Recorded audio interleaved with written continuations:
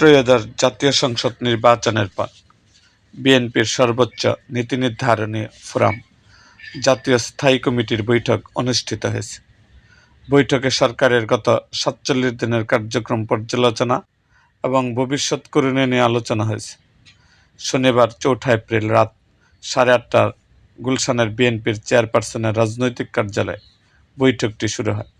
প্রায় ২ ঘণ্টা পর বৈঠক শেষ হয়।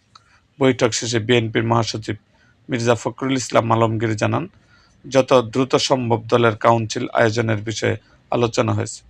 তবে কুরবানির ঈদের আগে কাউন্সিল সম্ভব নয়, এটি আয়োজন করতে কয়েক মাস সময় লাগতে পারে। তিনি বলেন, দলের দৈনন্দিন কার্যক্রম সচল রাখা এবং সাংগঠনিক কার্যক্রম আরও সক্রিয় করার উপর গুরুত্ব দেওয়া হয়েছে। পাশাপাশি জ্বালানি সংকট সহ দেশের সামগ্রিক পরিস্থিতি নিয়েও আলোচনা হয়েছে। মির্জা ফখরুল আরও জানান, সরকারের গত ৪৭ দিনের কার্যক্রম সম্পর্কে স্থায়ী কমিটির সদস্যদের অবহিত করা হয়েছে এবং ভবিষ্যৎ করণীয় বিষয়ে তাদের পরামর্শ নেওয়া হয়েছে।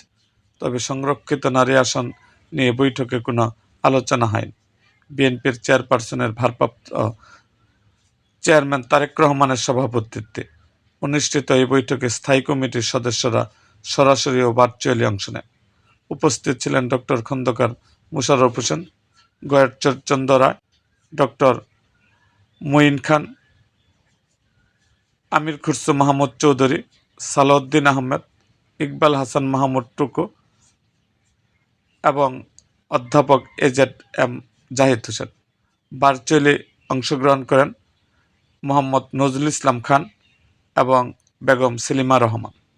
এরকম আরও ভিডিও পেতে আমাদের মুক্তাগাছার ইতিহাস মিডিয়া ইউটিউব চ্যানেলটিকে সাবস্ক্রাইব করুন এবং পাশে থাকা বেল আইকনটি বাজিয়ে দিন।